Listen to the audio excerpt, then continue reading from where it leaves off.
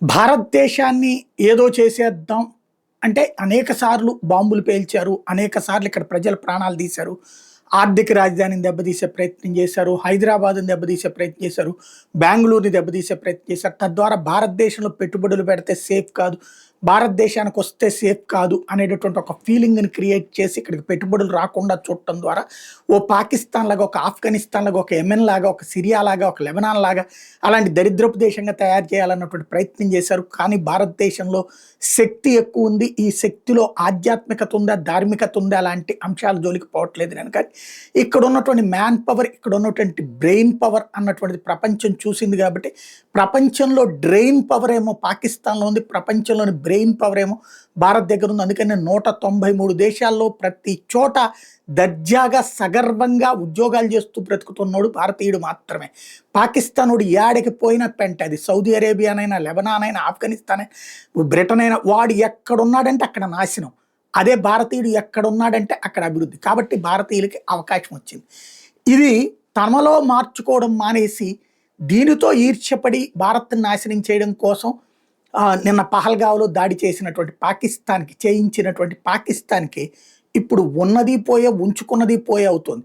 మన దేశంలో కాశ్మీర్‌ని ముక్క చేయడం దాని వల్ల కాలేదు గానీ, ఎక్కడైతే ఖైబర్ పఖ్తూన్‌ఖ్వా ప్రాంతంలో ఓ పక్కనేమో తాలిబన్లు వచ్చి కాస్త కాస్త ముక్క మింగేస్తుంటే, దాని గురించి ఏడుస్తుంటే, అక్కడ చివరికి పాకిస్తానీ సైన్యాన్ని తీసుకెళ్ళి నిర్బంధించి దమ్ముంటే తీసుకెళ్ళండిరా అంటే ఎలా తీసుకురావాలో అర్థం కాక తల పట్టుకుని బార్గెనింగ్ చేస్తోంది ఆఫ్ఘనిస్తాన్‌లో ఉన్నటువంటి ఒరిజినల్ తాలిబన్లతో. ఈ తెహ్రీక్ తాలిబాన్ పాకిస్తాన్‌లతో మాట్లాడి కొంచెం మా వాళ్ళని వదిలేయండిరా బాబు అని బతిమలాడుకుంటోంది.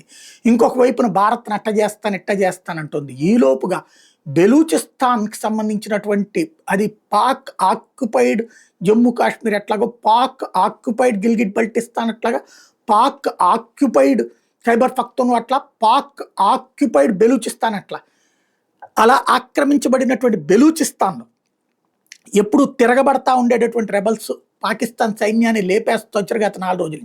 మొన్నటి నుంచి మనం చెప్పుకుంటూ ఉన్నాం. ఇప్పుడు ఒక విచిత్రమైన పరిణామం చోటు చేసుకుంది. సైన్యం యువతలకు వస్తుంటే మొన్న ఒక 100 మందిని వేసేసారు. అంతకుముందు 40 మందిని, అంతకుముందు 10 మందిని. ఇదంతా పక్కన పెట్టి ఇప్పుడు అక్కడ సైన్యం తగ్గిపోయాక బెలూచ్ ఫ్రీడమ్ ఫైటర్స్ తాజాగా ఒక నగరాన్ని తమ స్వాధీనం చేసుకున్నారు.